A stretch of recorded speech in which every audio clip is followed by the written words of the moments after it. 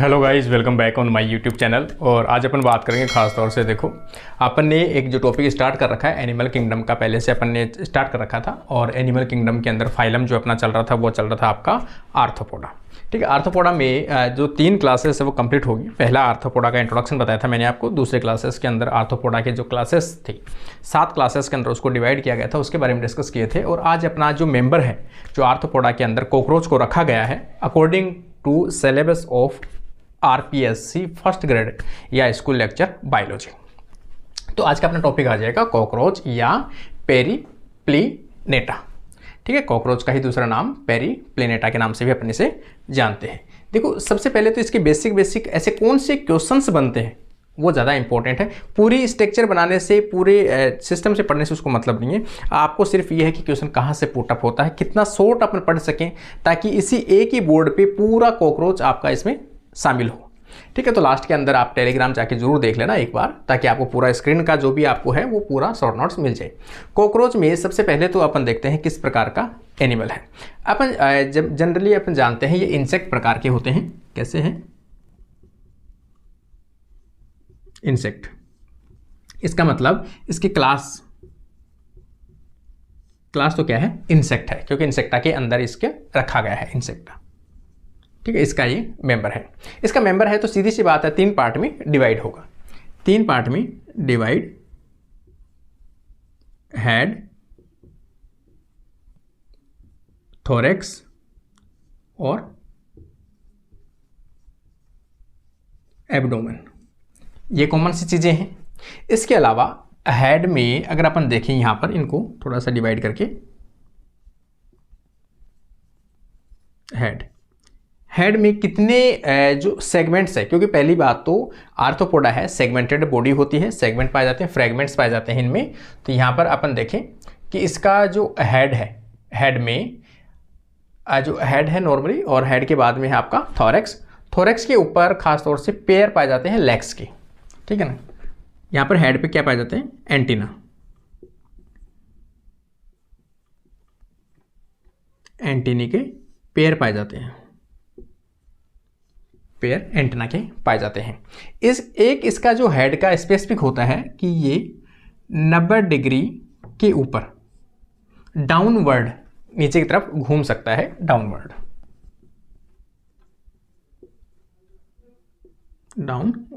हो सकता है 90 डिग्री के ऊपर। उस वाली जो कंडीशन है उसे कहते हैं हाइपोजेंथस।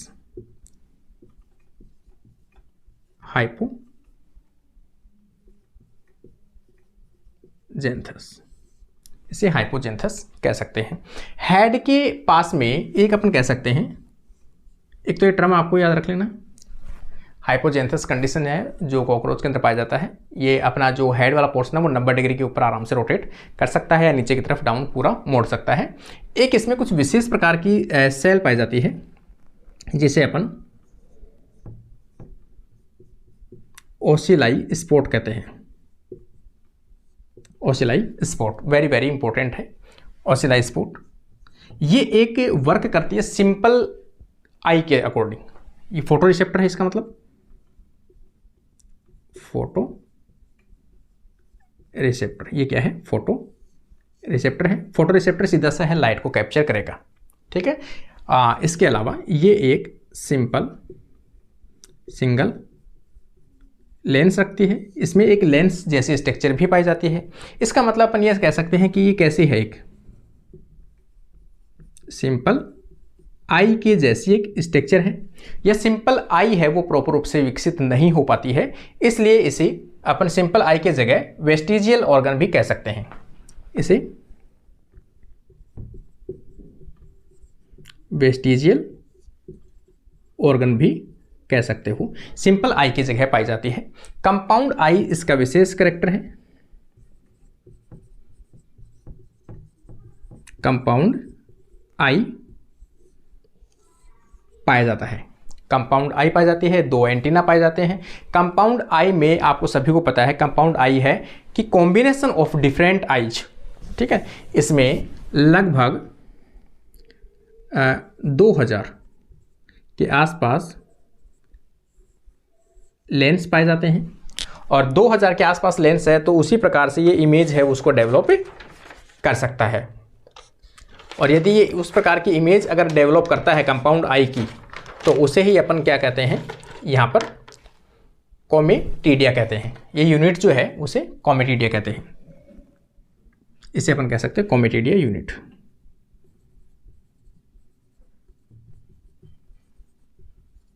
कॉमेटिडिया यूनिट, ये आपको विशेष एग्जाम्पल के रूप में याद रखने हैं, ठीक है ना। पहली चीज इसमें देखो कंपाउंड आई। कंपाउंड आई में मैंने आपको बता दिया, एक तो ये टर्म आपको याद रखना है, ओसिलाई स्पॉट जो है ये क्या होते हैं, फोटो रिसेप्टर होते हैं, सिंपल आई की तरह काम करते हैं, सिंगल लेंस प्रेजेंट होता है। दूसरी है कंपाउंड आई, लेकिन वैसे देखा जाए ना तो ये जो आई है ये एक्टिव नहीं होता, ये लेंस कैसा होता है, इनएक्टिव। ये इनएक्टिव लेंस होता है, एक्टिव नहीं होता है, इसलिए अपन कह सकते हैं सिंपल आई की वेस्टिजियल ऑर्गन है, मतलब पहले का कुछ बचा हुआ अवशेष बचा हुआ है। कंपाउंड आई काफ़ी विकसित होती है, इसमें 2000 के आसपास इसमें कॉमेटिडिया यूनिट्स पाई जाती है, कॉमेटिडिया यूनिट्स पाई जाती हैं। ये भी क्या होते हैं, फोटो रिसेप्टर होते हैं, फोटो रिसेप्टर होते हैं। इसमें कितनी यूनिट होती है, लगभग 2000 के आसपास होती है। प्रत्येक यूनिट के पास एक लेंस होता है, और लेंस जो है वो क्या करते हैं, इमेज को क्रिएट करते हैं, मोजेक इमेज। ये क्या बनाते हैं, मोजेक इमेज को बना सकते हैं एक टाइम पर। इसलिए ये एक विशेष एग्जाम्पल है कंपाउंड आई का, जो किसमें पाया जाता है, कॉकरोच के अंदर पाया जाता है। एक अपन देखें कि कुछ इसका विशेष लक्षण है। जैसे मैंने एक टर्म लिखा है यहाँ पर,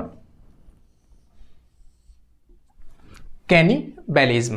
कैनिबैलिज्म का मतलब है कि कभी कभी कुछ कंडीशन में ऐसे आता है कि जब इनको ज़्यादा भूख लगती है या इनको फूड अवेलेबल नहीं होता है, तो ये अपने ही मेंबर को क्या करने लगते हैं, खाने लगते हैं, ठीक है। क्या करते हैं, अपने ही मेंबर का भक्षण करने लगते हैं, अपने ही मेंबर को खाने लगते हैं, तो उसे क्या कहते हैं, कैनिबैलिज्म ऑन सेल्फ मेंबर, ईट। खुद के मेंबर को ही खाने लगता है ये मेंबर, इसलिए ये कैरेक्टर जो है कैनिबैलिज्म प्रकार का कैरेक्टर वो किस में पाया जाता है, कॉकरोच में पाया जाता है। जब इनको भूख लगती है, फूड अवेलेबल नहीं होता है, तो अपने ही मेंबर के अपने सदस्यों को खाना स्टार्ट कर देते हैं। कैनिबलिज्म इसमें कैनिबैलिज्म का जो लक्षण है वो पाया जाता है। वेरी वेरी एग्जाम्पल, कई बार एग्जाम में रिपीट हुआ भाई, ये कैनिबैलिज्म का जो कैरेक्टर है वो किस में पाया जाता है, तो कॉकरोच में पाया जाता है। एक इसमें आता है कर्सोरियल एनिमल।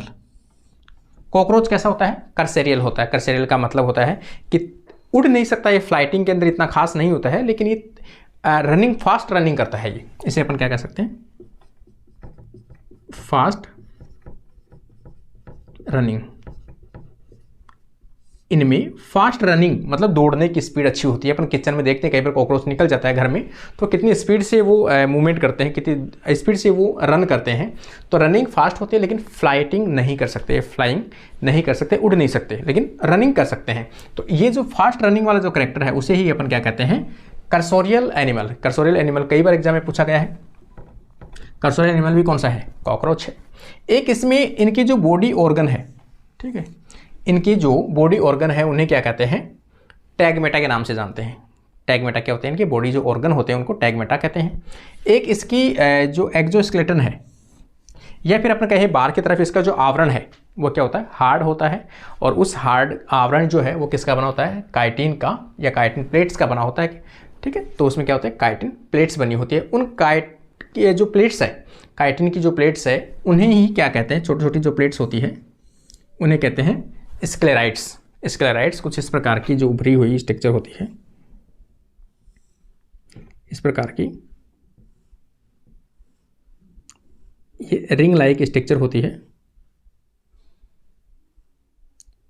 और ये आपस में मेम्ब्रेन के द्वारा जुड़ी रहती है कुछ इस प्रकार से। तो ये जो स्ट्रक्चर है वो क्या कहलाएगी, स्क्लेराइड्स कहलाती है। स्क्लेराइड खास तौर से किसके बने होते हैं, काइटिन की प्लेट्स के बने होते हैं, मेम्ब्रेन के द्वारा कनेक्टेड रहते हैं। एक ये टर्म मैंने आपको बता ही दिया कि हाइपोग्नेथस जो है वो इसका रोटेशन करने का तरीका है कि 90 डिग्री के आसपास। और ओसिलाई स्पॉट्स जो मैंने बताई थी, इनको सिंपल आई के अवशेष के रूप में इसमें पाई जाती है, जिससे फोटो रिसेप्टर की कैपेसिटी होती है, लेकिन इनमें लेंस जो है वो इनएक्टिव प्रकार के होते हैं, खासतौर से कोई ज़्यादा इमेज डेवलप नहीं कर पाते हैं। कंपाउंड आई काफ़ी विकसित होती है और उसमें सबसे कंपाउंड आई की विशेष स्ट्रक्चर है कि कंपाउंड आई की जो यूनिट होती है वो किससे कहते हैं, तो आपको याद रखना यूनिट्स को कोमेटिडिया के नाम से जानते हैं। कोमेटिडिया, कितने कोमेटिडिया इसमें यूनिट्स होते हैं कंपाउंड आई में? लगभग एक कंपाउंड आई में 2000 के आसपास यूनिट्स होते हैं और प्रत्येक कंपाउंड जो कोमेटिडिया जो यूनिट है, प्रत्येक यूनिट के अंदर एक लेंस पाया जाता है। इसका मतलब लगभग 20,000 लेंस के आसपास इसमें पाए जाते हैं। इसलिए इसमें एक साथ काफ़ी इमेजेस बना सकते हैं और इमेज जो होती है वो खासतौर से मोजेक इमेज इसमें देखने को मिलती है। ये कुछ विशेष कैरेक्टर हैं।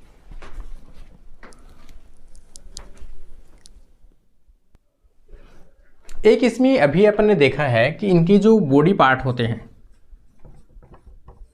बॉडी पार्ट जो होते हैं उन्हें क्या कहते हैं? अपन टैगमेटा के नाम से जानते हैं। तो ये लिख सकते हो आप, टैगमेटा के नाम से जानते हैं, मतलब इसमें सेगमेंट्स पाए जाते हैं। ठीक है, तो सबसे पहले अपन सेगमेंट देखते हैं एम्ब्रियोनिक कंडीशन में। एम्ब्रियोनिक और एक है एडल्ट, कि एडल्ट में कितने सेगमेंट्स पाए जाते हैं और एम्ब्रियोनिक में कॉकरोच के अंदर कितने सेगमेंट्स पाए जाते हैं। काफ़ी बार ये क्वेश्चन है वो रिपीट होता है, तो यहाँ पर थोड़ा सा मैं आपको बता देता हूँ। सबसे पहले अपन हेड वाला कंपेयर कर लेते हैं। हेड में इसमें कितने पाए जाते हैं? 6 सेगमेंट,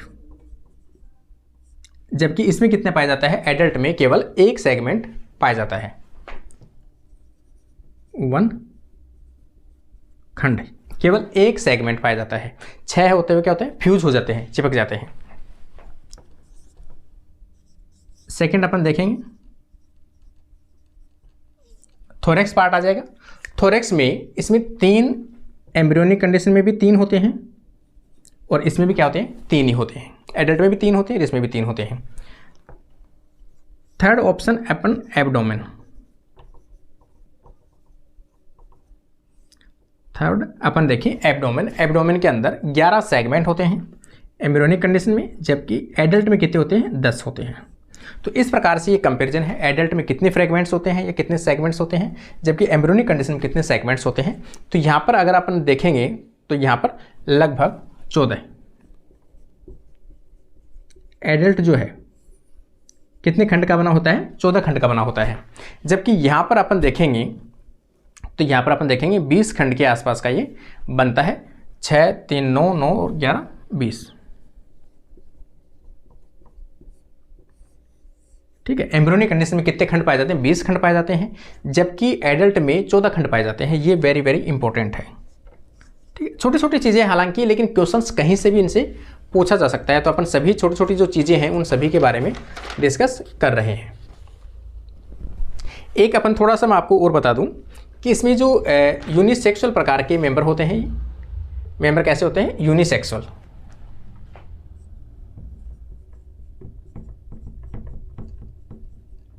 और यूनिसेक्सुअल जहां भी टर्म आता है इसका मतलब मेल अलग होता है और फीमेल अलग होता है। मेल एंड फीमेल डिफरेंट दिखाई देते हैं। ठीक है, तो यहाँ पर कुछ विशेष कैरेक्टर हैं, इनके जो सेगमेंट्स हैं उनको भी अपन कह सकते हैं। ठीक है भाई, एक तो एंटीना का काम तो वैसे देखो सेंसर का ही है। एंटीना जो है वो किसके रूप में काम करते हैं? सेंसर ऑर्गन के रूप में काम करते हैं। आसपास का जो मूवमेंट है, आसपास का टेम्परेचर है, आसपास की एक चीज़ अपन और कह सकते हैं आसपास का वाइब्रेशन है, उसको भी क्या करता है? डिटेक्ट करता है। तो वो एंटीना का काम है। ठीक है, तो यहाँ पर अपन यूनिसेक्सुअल देखते हैं। यहाँ पर एक चीज़ अपन देखते हैं, इसमें एब्डोमेन जो पार्ट है इनमें एक ग्लैंड पाई जाती है जिसे अपन स्टिक ग्लैंड कहते हैं। एब्डोमेन में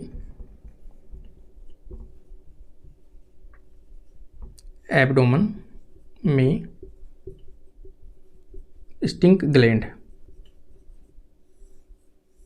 पाई जाती है। और ये स्टिक ग्लैंड है कौन से फ्रेगमेंट पाई जाती है? 5वें और 6ठे नंबर पर।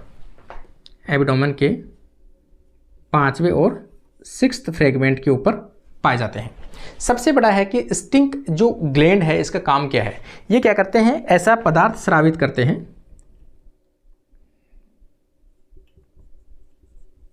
एक्सक्रीट स्मेल, ठीक है ना, स्मेल सब्सटेंस, एक ऐसा गंध उत्पन्न करते हैं जिसके कारण से ये क्या कर सकते हैं, उस गंध के कारण से कोई भी ऑर्गेनिज्म जो इसका भक्षण करना चाहता है वो इसका भक्षण नहीं कर पाता। इनमें एक अजीब टाइप की जो है वो स्टिकी गंदगी की बदबू आती है, इसलिए ये स्टिकी जो है वो स्टिंक जो ग्लैंड है वो इनका एक स्मेली पदार्थ को स्रावित करता है जो इसके कहीं ना कहीं डिफेंस मैकेनिज्म में काम लेता है। डिफेंस मैकेनिज्म, ठीक है ना, या फिर अपन कह सकते हैं प्रोटेक्शन, प्रोटेक्शन के लिए इसे यूज में लिया जाता है। जो स्टिंग ग्लैंड है 5 से 6 नंबर जो सेगमेंट है वहाँ पर पाए जाते हैं। एक इसमें देखें कि जो मेल पार्ट है, मेल पार्ट के 9 नंबर सेगमेंट पर, मेल के 9 नंबर सेगमेंट पर एक कॉपुलेशन के लिए एक स्ट्रक्चर पाई जाती है जिसे अपन एनाल स्टाइल कह सकते हो आप, एनाल स्टाइल एक स्ट्रक्चर पाई जाती है जिससे खासतौर से स्पाइन जैसी स्ट्रक्चर होती है, स्पाइन जैसी स्ट्रक्चर होती है जो खासतौर से कॉपुलेशन के लिए यूज में आती है। सेगमेंट आपको याद रखना भी इसका 9 नंबर खंड के ऊपर मेल ऑर्गन के अंदर या फिर मेल जो पार्ट है उसके अंदर एनाल स्टाइल एक स्ट्रक्चर पाई जाती है, कांटे जैसी होती है, स्पाइन जैसी होती है, जो खासतौर से कॉपुलेशन के अंदर काम आती है, मतलब निषेचन में काम आती है। Copulation, help in copulation, copulation के अंदर क्या करते हैं, ये सहायक होते हैं, ठीक है। सेकंड अपन देखें कि फीमेल के अंदर अगर अपन देखें, फीमेल में 7 नंबर सेगमेंट पर, यहां पर अपन देखें फीमेल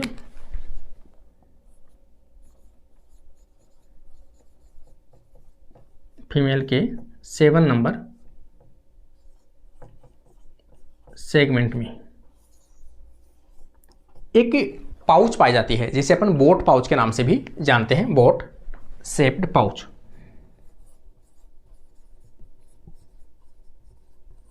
बोट शेप्ड पाउच, ये एक पाउच पाई जाती है इनमें, ठीक है ना। क्या होती है, बोट शेप्ड पाउच पाई जाती है इनके अंदर, जो खास तौर से कहाँ पे होती है, ये 7 सेगमेंट पे होती है और इसे ही 7 स्ट्रेनम भी कह सकते हो आप। और ये एक जेनेटल पोर के रूप में काम आती है, जेनेटल पोर, जेनेटल पोर। यहाँ पर इसमें ओपनिंग भी पाई जाती है, फीमेल का रिप्रोडक्टिव जो पार्ट है जेनेटल पोर है वो भी देखने को मिलता है 7 नंबर सेगमेंट के अंदर, ठीक है। इसमें खास तौर से हीमोसील पाई जाती है, जो इसकी सीलोम है वो कैसी होती है, हीमोसील होती है, हीमोसील होती है। और ब्लड देखें तो हीमो लिम्फ प्रकार का होता है, ब्लड हीमो लिम्फ प्रकार का होता है। और उसमें कौन सा आयन पाया जाता है, कॉपर जो आयन है, कॉपर जो आयन है वो पाया जाता है। ब्लड कैसा होता है, कलरलेस होता है,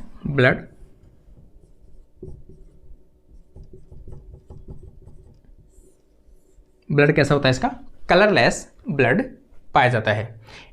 एक इसमें इसकी ब्लड की विशेषता है, ट्री हेलोज इसके सुक्रोज पाया जाता है, ट्री हेलोज ब्लड में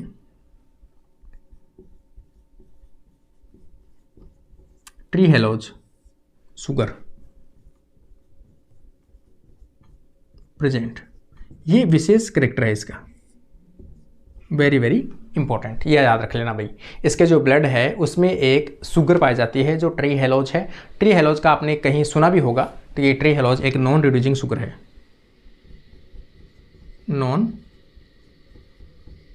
रिड्यूसिंग सुगर है। एक तो सुक्रोज और दूसरा कौन सा है, ट्री हेलोज है, नॉन रिड्यूसिंग शुगर है, जो किसमें पाया जाता है, इसके ब्लड में पाया जाता है। और ट्री हेलोज है वो किससे बने होते हैं, ग्लूकोज के डाइसेक्राइड है, ग्लूकोज के क्या होते हैं, डाइसेक्राइड। दो ग्लूकोज के मॉलिक्यूल से मिलकर बना हुआ होता है ट्री हेलोज। इसके ब्लड की एक विशेषता है, ये कि कैरेक्टर इसमें ब्लड में पाया जाता है। ट्री हेलोज जो है नॉन रिड्यूसिंग शुगर के रूप में पाया जाता है। ये आपको थोड़ा सा इसको याद रख लेना। एक इसमें एक कैरेक्टर है, देखो एक इसमें मैंने ये एक स्ट्रक्चर इसको ड्रॉ किया है, कुछ इस प्रकार का इंटरनल स्ट्रक्चर, हालांकि इसमें कुछ खास नहीं है, लेकिन आपको याद रखना कि इसमें पूरी जो सिस्टम है वो पूरा पाया जाता है। यहाँ पर अपन देख सकते हैं फेरनेक्स पाया जाता है, सेलेवरी ग्लैंड्स पाए जाते हैं, इसोफिगस पाया जाता है, क्रॉप, ये जो पार्ट है स्टमक वाला वो क्रॉप कहलाता है, क्रॉप के जस्ट नीचे वाला पार्ट है वो गिजार्ड कहलाता है। ठीक है, गिजार्ड का सबसे इंपॉर्टेंट पार्ट होता है ये, वैसे पार्ट देखा जाए गिजार्ड क्या, स्टमक का पार्ट है, स्टमक का पार्ट है, और इसमें क्या होता है, फूड पार्टिकल को ग्राइंडिंग किया जाता है, फूड पार्टिकल ग्राइंडिंग। ठीक है ना, ग्राइंडिंग, मिक्सी के अंदर अपन पीसते हैं ना, ग्राइंड करना, ठीक है ना, किसी भी चीज़ को मिक्स करना, छोटे छोटे पार्टिकल्स में ब्रेक करना, उसे कहते हैं ग्राइंडिंग। तो यहाँ पर जो ग्राइंडिंग है वो कौन करता है, गिजार्ड जो पार्ट है उसका मेन फंक्शन क्या है, डाइजेशन में हेल्प करता है, किसमें, डाइजेशन। ये आपको याद रखना भाई। गिजार्ड का जब भी कहीं टर्म आए तो आप कहोगे स्टमक का ही पार्ट होता है और डाइजेशन में हेल्प करता है, खास तौर से फूड पार्टिकल का ग्राइंडिंग जो काम है, ग्राइंडिंग जो करना है, ब्रेक करना है, बड़े पार्टिकल्स को छोटे छोटे पार्टिकल्स में ब्रेक करना, वो किसका काम है, गिजार्ड का काम है। ये वेरी वेरी इंपॉर्टेंट है भाई। गिजार्ड क्वेश्चन टर्म जो है वो काफ़ी बार एग्जाम में पूछा गया, क्वेश्चन हमेशा यही बनता है कि ये फूड पार्टिकल को क्या करता है, ग्राइंडिंग ब्रेक करने का काम आता है, डाइजेस्टिव ऑर्गन होता है। और इसके जस्ट नीचे की तरफ अपन देखें तो ये होता है हिपेटिक कैसी, हिपेटिक कैसी के नाम से भी कह सकते हैं। हिपेटिक कैसी है, ये भी क्या करता है, ब्लाइंड ट्यूब्यूल्स होती है जिनमें 6 से लेकर 8 प्रकार की, 6 से 8 लगभग ट्यूब्स कह सकते हैं अपन, छोटी छोटी ट्यूब्स होती है 6 से 8 के आसपास की, जो कहाँ से निकली रहती है, कि जो इसका इंटेस्टाइन है यहाँ से, तो कौन सा है, मिड गट है, ये मिड गट, और ये इसका प्री गट है अपन कह सकते हैं।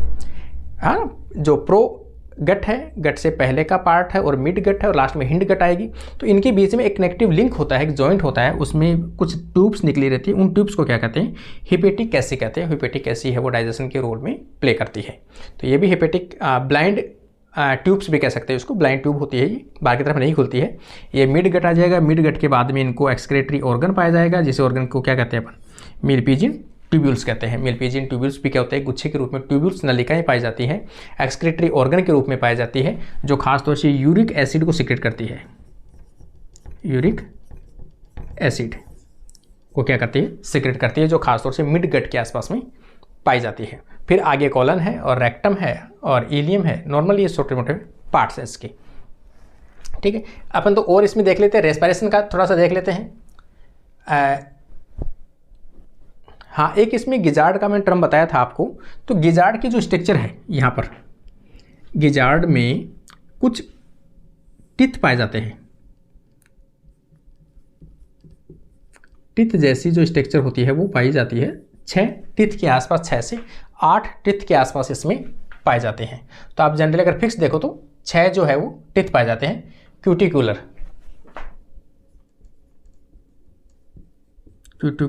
टिथ पाए जाते हैं, ये याद रख लेना भाई। जो गिजार्ड है किसका, कॉकरोच का जो गिजार्ड है, स्टमक का जो पार्ट है छोटा सा, उसमें क्या पाए जाते हैं, छोटे टिथ पाए जाते हैं, 6 टिथ पाए जाते हैं। उसी टिथ की सहायता से वो क्या करता है, किसी भी फूड पार्टिकल को क्या करता है, ग्राइंड करता है, उसको छोटे छोटे पार्टिकल्स के अंदर के उसको ब्रेक कर देता है। तो इसके छोटा सा विशेष है। मेरपीजियन ट्यूब्यूल्स का मैंने आपको बताया था, एक्सक्रीटरी ऑर्गन के रूप में पाए जाते हैं, और लगभग जो है वो 100 से 150 के आसपास इनकी संख्या होती है,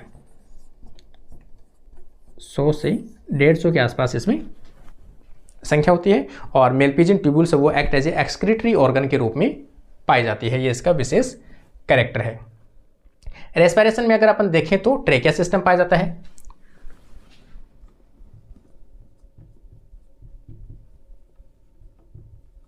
रेस्पिरेशन तो ट्रेकिया सिस्टम,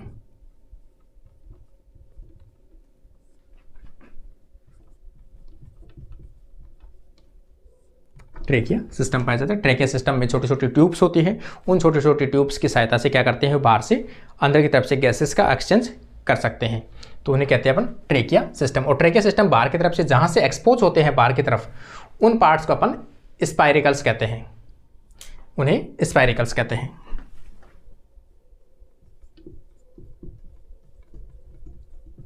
उन्हें स्पाइरिकल्स कहते हैं। लगभग 10 पेयर होते हैं ये स्पाइरिकल्स। होते क्या है, ओपनिंग होते हैं। किसके ओपनिंग होते हैं, ट्रेकिया सिस्टम के जो ओपनिंग होते हैं उन्हें स्पाइरिकल्स कहते हैं। छोटे छोटे स्पॉट्स के रूप में पाए जाते हैं, उसे अपन क्या कहते हैं, स्पाइरिकल्स कहते हैं। लगभग 10 पेयर के आसपास एब्डोमिनल जो पार्ट है वहाँ पर पाए जाते हैं, तो उसे स्पाइरिकल्स कहते हैं। ठीक है। और ब्लड वेस्कुलर सिस्टम अगर अपन देखें इसमें तो कैसा होता है, ओपन प्रकार का सर्कुलेटरी सिस्टम होता है। ब्लड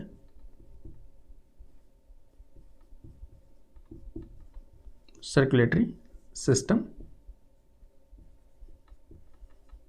ओपन प्रकार का होता है। और जब भी ओपन टर्म आता है तो मैं आपको बताता हूं कि इसमें किसी भी ब्लड वेसल्स, आर्टरीज और वेन्स वगैरह जैसी स्ट्रक्चर नहीं पाई जाती, कोई ट्यूब स्ट्रक्चर नहीं पाई जाती।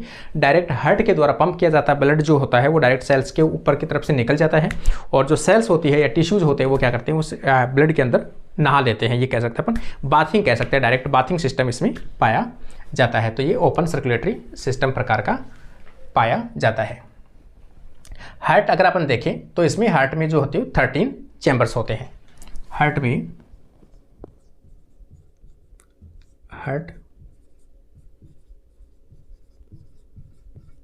चैम्बर्ड कितने चैम्बर्ड पाए जाते हैं इसमें, 13 चैम्बर्ड पाए जाते हैं। और हार्ट के जस्ट नीचे की तरफ एक स्ट्रक्चर पाई जाती है जिसे अपन नेफ्रोसाइट्स के नाम से जानते हैं।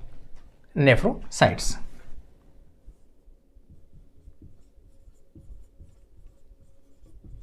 नेफ्रोसिस्ट ये कह सकते हो आप, जो खास तौर से क्या करते हैं, इनकी हार्ट बीट को क्या करते हैं, कंट्रोल करते हैं।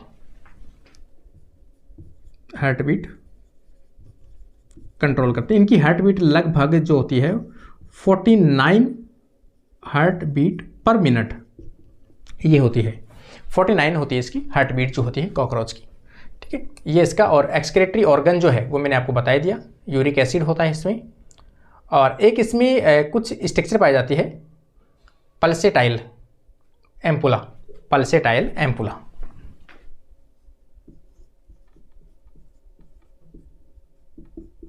पल्सेटाइल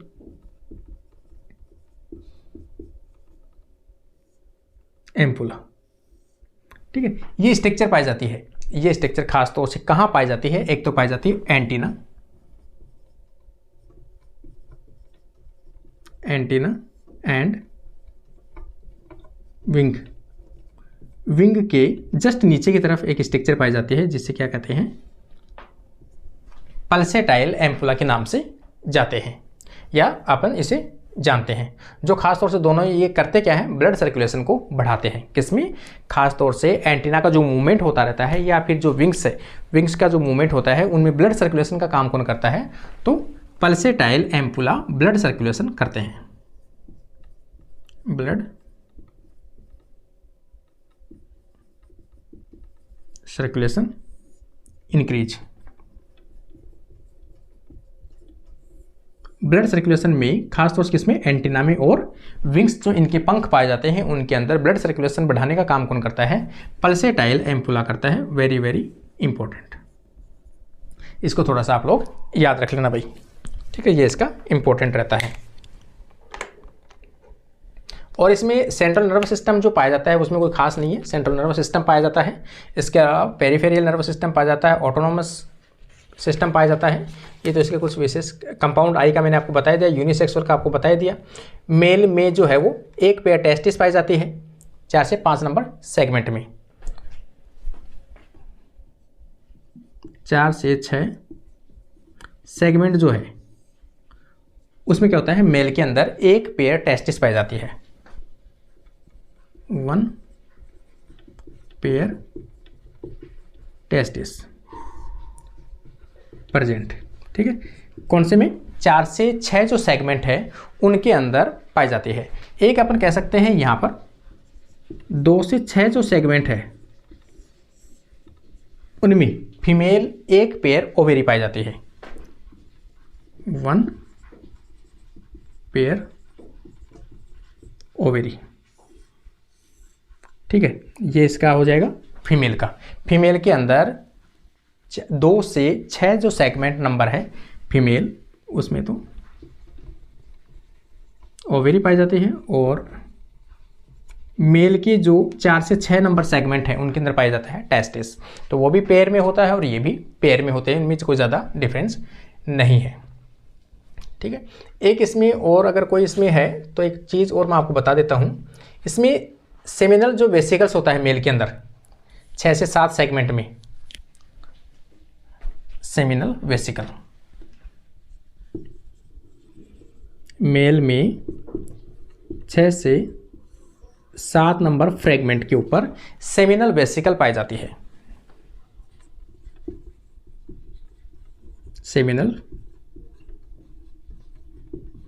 वेसिकल, जिसमें एक ग्लैंड पाई जाती है जिसे मशरूम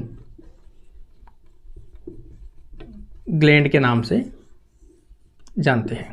ये आपको थोड़ा सा याद रखना भाई, मेल के 6 से 7 नंबर फ्रेगमेंट पर सेमिनल वेसिकल पाई जाती है, उसमें एक ग्लैंड होती है जिसे मशरूम ग्लैंड के नाम से जानते हैं। ये मशरूम ग्लैंड के बारे में आपको थोड़ा सा याद रखना है कि मशरूम ग्लैंड कहाँ पाई जाती है, सेमिनल वेसिकल से एसोसिएट रहती है, मतलब उससे अटैच रहती है सेमिनल ग्लैंड, और इसी को अपन यूट्रिकुलर ग्लैंड के नाम से भी जानते हैं, यूट्रिकुलर ग्लैंड, यूट्रिकुलर ग्लैंड के नाम से भी जानते हैं।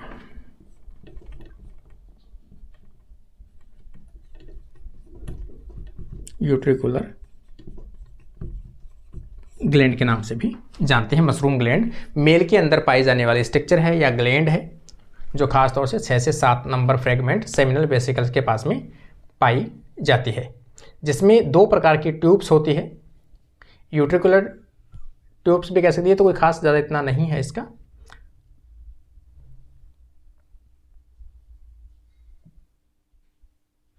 ये जो ग्लैंड है मशरूम ग्लैंड, इस मशरूम ग्लैंड को फैलिक ग्लैंड के नाम से भी जानते हैं, और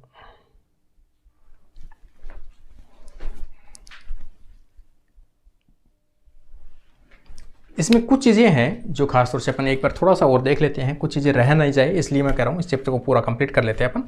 तो इसमें एक चीज़ मैं आपको बता दूं कि इसमें जो फीमेल जेनिटल अपन देख लेते हैं मेल का।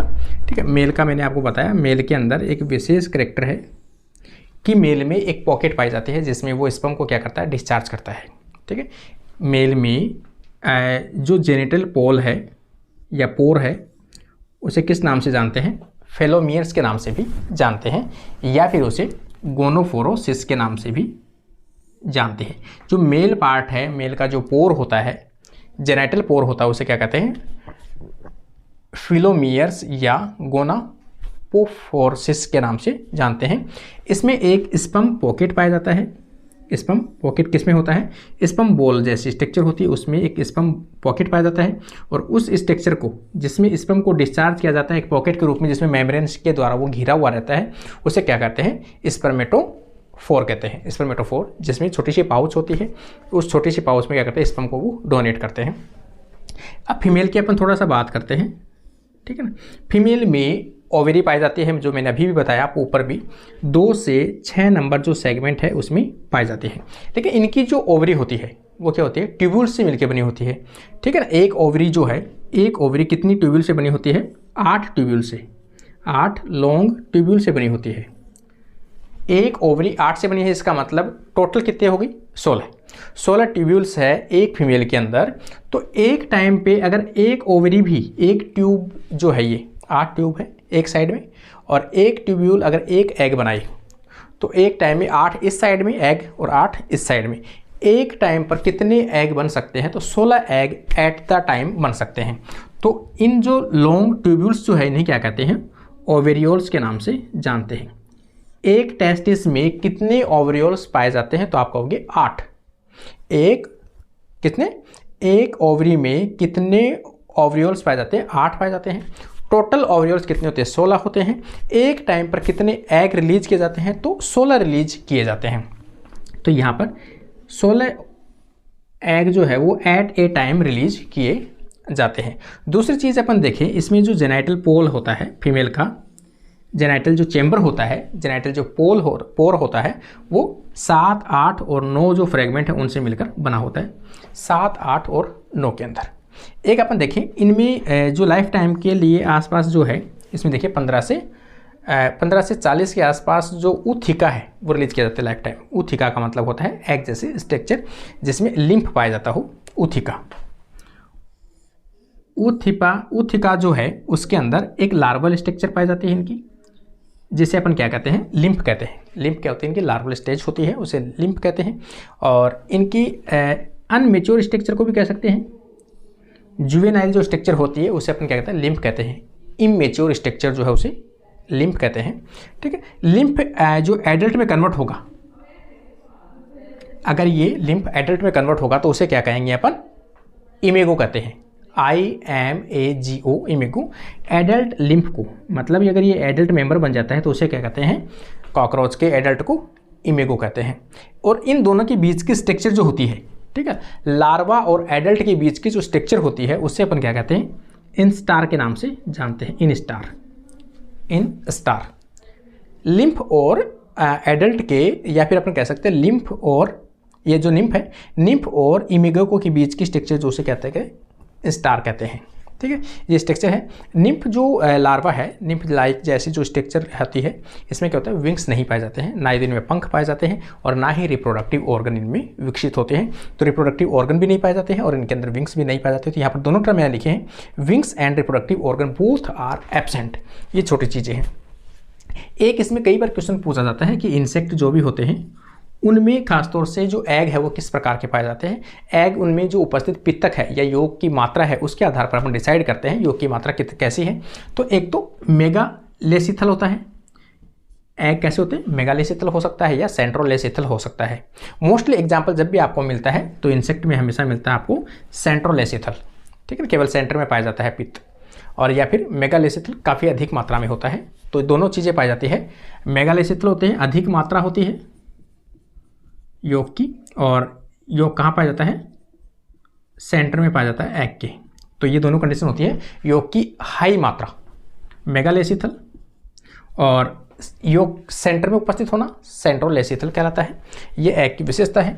एक इसमें सबसे बड़ा क्वेश्चन कई बार पूछा जाता है कि ऐसे कौन से मसल्स जो इसमें रेस्पिरेशन के लिए काफ़ी हेल्पफुल होती है। ठीक है ना, इसमें जो रेस्पिरेशन होता है उसके दौरान उसकी जो मसल्स होती है जो खास में एक्सपांड करती है, गैसेस को एक्सचेंज कराती है, वो कौन सी मसल्स होती है, तो ये टेर्गो एक्सटर्नल मसल्स होती है। Tergo external muscles, very very important भी। टेर्गो एक्सटर्नल मसल्स होती है जो खासतौर से इनके अंदर ट्रेकिया सिस्टम जो होता है मसल्स रेस्पिरेशन के अंदर वो पाई जाने वाली मसल्स है, उसे क्या कहते हैं, टेर्गो एक्सटर्नल मसल्स के नाम से जानते हैं। ये पूरी जो चीज़ें हैं जो भी कॉकरोच से संबंधित थी वो चीज़ें पूरी अपने डिस्कस कर ली है। उम्मीद करता हूँ इससे बाहर आपको शायद एक भी क्वेश्चंस ना मिले। ठीक है, तो आप लोगों को वीडियो कैसा लगा कमेंट में ज़रूर करके कमेंट जाए। और आज के लिए अपना वीडियो ही कंप्लीट होता है। उम्मीद करता हूँ अगली वीडियो में आप लोग एक अच्छी एनर्जी, एक अच्छी पॉजिटिव सोच के साथ में आप लोग मिलोगे। और डेली रेगुलर स्टडी करते रहिए, डेली अपने चैनल के साथ जुड़े रहिए। फर्स्ट ग्रेड की जो बुक है वो जल्दी आने वाली है। आज के लिए अपना वीडियो ही कंप्लीट होता है। Thank you friends.